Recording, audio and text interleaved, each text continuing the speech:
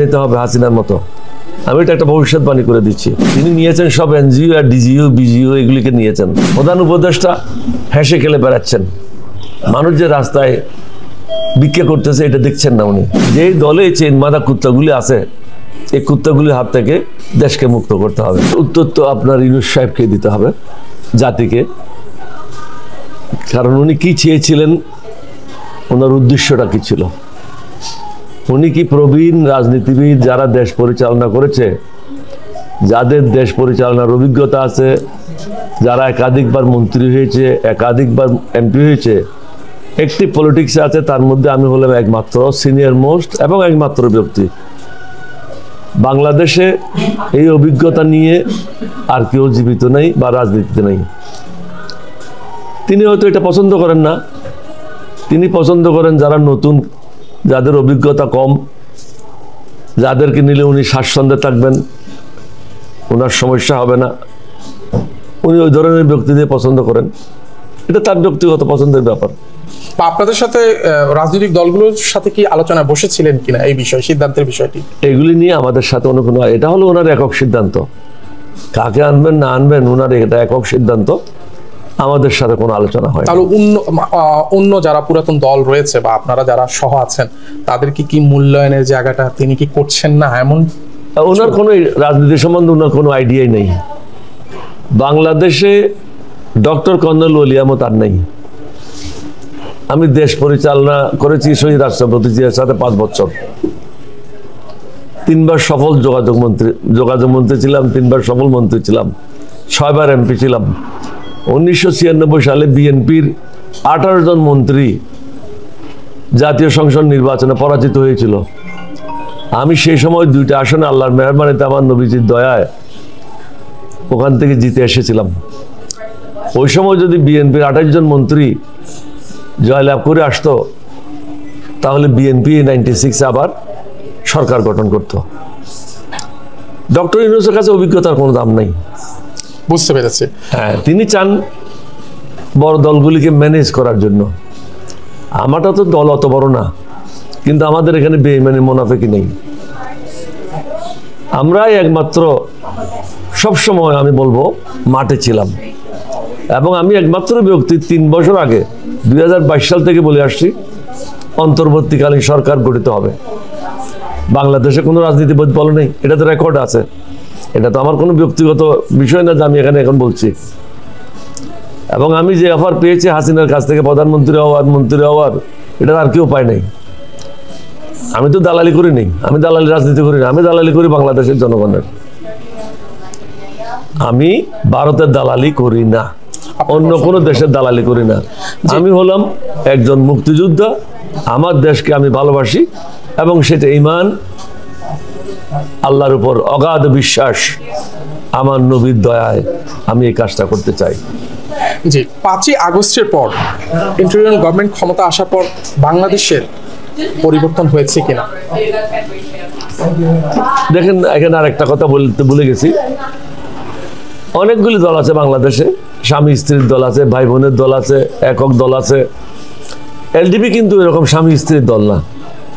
বাংলাদেশে প্রায় প্রতিটি জেলায় এলডিপির অস্তিত্ব রয়েছে এবং এলডিপি হলো বাংলাদেশের 1 নম্বর রাজনৈতিক দল, নিবন্ধিত। সুতরাং ডক্টর ইউনূস 1 নম্বরকে বাদ দিয়ে 10 নম্বরে যেতে পারে না। এটা করছে বলে ইউনূসের এই দুর্দশা। ইউনূসকে হয়তো পলায় যেতে হবে হাসিনার মতো। আমি এটা একটা ভবিষ্যৎবাণী করে দিচ্ছি। কারণ কোনো জিনিস তার নিয়ন্ত্রণে নাই। সিভিল প্রশাসন তার নিয়ন্ত্রণ নাই, সশস্ত্র বাহিনী তার নিয়ন্ত্রণ নাই, পুলিশ বাহিনী তার নিয়ন্ত্রণ নাই। যত্র খুন হচ্ছে, যে যখন ইচ্ছা রাস্তা ব্লক করে রাস্তায় বসে পড়তেছে, দাবি দাওয়া আদায় করতেছে। এটা মগের মূল্যকে পরিণত হয়েছে। পার্বত্য চট্টগ্রামে গোলমাল হচ্ছে, রিফিউজির সংখ্যা আর এখান থেকে দিন দিন বৃদ্ধি পাচ্ছে। এখানে বক্তব্য দিয়ে হাসি দিয়ে দেশ চালাইলে হবে না। এখানে কঠোর হস্তে সমস্যার সমাধান করতে হবে। আমি গেলাম, চা খেলাম, হাসি দিলাম, এটা হবে না। হাসির জায়গায় হাসি থাকবে, কাশির জায়গায় কাশি থাকবে। দেশ পরিচালনা করার জন্য one got to be ruthless. দেশকে তার নির্দিষ্ট লক্ষ্যে পৌঁছানোর জন্য কাজ করতে হবে। তিনি সেটা করতে পারছেন না, কারণ তিনি নিয়েছেন সব এনজিও আর ডিজিও বিজিও এগুলিকে নিয়েছেন। যাদের যাদের মন্ত্রণালয় পরিচালনার অভিজ্ঞতা রয়েছে বা আগে সাবেক এমপি ছিল, এই ধরনের লোক তার সাথে খুব কম। মাত্র 30% টাকায় জমির মালিক হয়ে নতুন বাংলাদেশের গড়ে তোলার স্বপ্ন দেখা বাংলা বসতি। তার যে টিম, এটা হলো বি টিমও বলা যাবে না, সি টিমও বলা যাবে না, এটা হলো XY টিম। তার মানে আপনি বলতে চাচ্ছেন যে এই গভর্নমেন্ট সাকসেসফুলি না? Absolutely no. ওকে, ধন্যবাদ। আপনার কাছ থেকে আমরা এটির উত্তর পেয়েছি। শেষের যে উত্তরটি সেটি হচ্ছে বিএনপির মহাসচিব ফখরুল ইসলাম বলেছেন আওয়ামী লীগ এবং জাতীয় পার্টি নির্বাচনে অংশগ্রহণ করতে চান। আমরা এলডিপি থেকে অত্যন্ত পরিষ্কারভাবে বলেছি, আমার দেশের যারা সম্পদ লুণ্ঠন করেছে বা লুণ্ঠন করতে সাহায্য করেছে, যারা ভারতের সরকারের দালাল হিসাবে কাজ করেছে, তাদের বাংলাদেশে রাজনীতি করার কোনো অধিকার নাই। তারা হলো খুনি, তারা হলো জনগণের রক্তচোষা মানুষ। তো রক্তচোষাদেরকে বাংলাদেশে রাজনীতি করতে দেওয়া হবে না। আমি এটাও বলেছি, যাদেরকে জেলে রেখেছেন তাদেরকে প্রত্যেকদিন আধা ঘন্টার জন্য সর্বাধিক ধরে নিয়ে আসেন, উল্টা লটকান, জনগণ দেখুক তারা যে সম্পদ লুণ্ঠন করেছে, এই সম্পদগুলি তাদের কাছ থেকে আদায় করেন। কারণ তাদেরকে ওখানে জামায় আদর রেখে জনগণের সমস্যা সমাধান হবে না। আজকে অনেকগুলি ব্যাংক বন্ধ হয়ে যাচ্ছে। কি জন্য বন্ধ হচ্ছে? আজকে অনেকগুলি নিরীহ ব্যাংক কর্মচারী, তাদের চাকরি চলে যাচ্ছে। কেউ কি চিন্তা করতেছে এই পরিবারগুলি কোথায় গিয়ে দাঁড়াবে? আমাদের যেখানে সরকারের দায়িত্ব হলো নতুন নতুন মানুষকে এমপ্লয়মেন্ট দেওয়া, চাকরি দেওয়া, ওই জায়গায় আমরা তাদেরকে বের করে দিচ্ছি। অর্থ মন্ত্রণালয় নীরব দর্শকের ভূমিকা পালন করছে। প্রধান উপদেষ্টা হেসে খেলে বেড়াচ্ছেন। মানুষ যে রাস্তায় ভিক্ষা করতেছে এটা দেখছেন না। উনি শুধু আন্তর্জাতিক আন্তর্জাতিক আন্তর্জাতিক, কিন্তু নিজের জাতির কি হচ্ছে এই খবর তাদের কাছে নাই। জি, তাহলে নির্বাচনে এই যে মির্জা ফখরুল ইসলাম আলমগীর যে এই কথাটি বলেছে, কিসের ভিত্তিতে বলেছে? উনি কিসের ভিত্তিতে বলছে ওটা তো উনাকে জিজ্ঞাসা করতে হবে। আমার ভিত্তি যেটা আমি বলছি, আমি আবার রিপিট করি, আমি হলাম প্রথম রাজনীতিবিদ 8ই অগস্ট, তখন যে সরকার গঠিত হবে আমরা জানতাম না। আমি 5 তারিখে নির্দিষ্ট করেছিলাম যে 8 তারিখে আমরা একটা প্রেস কনফারেন্স করবো। ওই প্রেস কনফারেন্স আমি পরিষ্কারভাবে সরকার পরিচালনা করার জন্য কি কি পয়েন্টগুলি দরকার সেই পয়েন্টগুলি দিয়েছিলাম।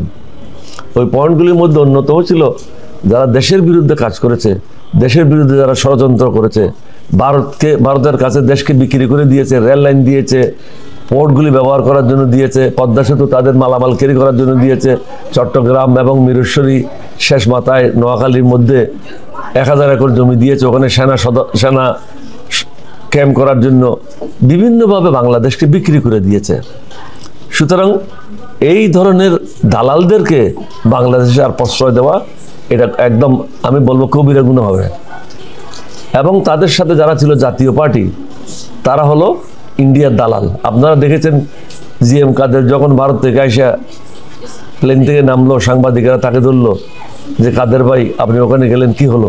উনি বলেন যে আমার সাথে অনেক মন্ত্রীর সাথে কথা হয়েছে, গুরুত্বপূর্ণ ব্যক্তিদের সাথে কথা হয়েছে, কিন্তু ওদের অনুমতি ছাড়া আমি কিছু বলতে পারবো না।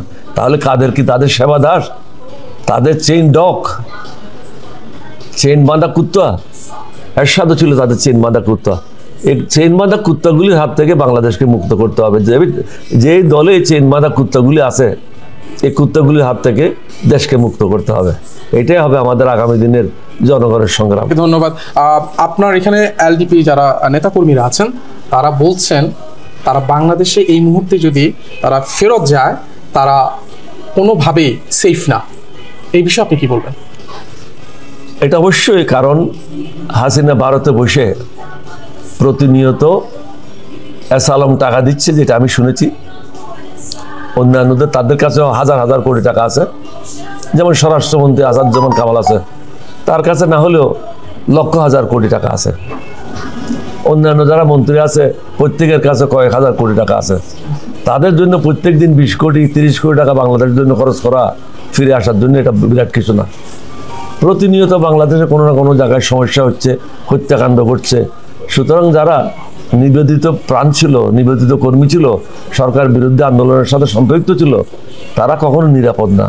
আমরা কেউ নিরাপদ না।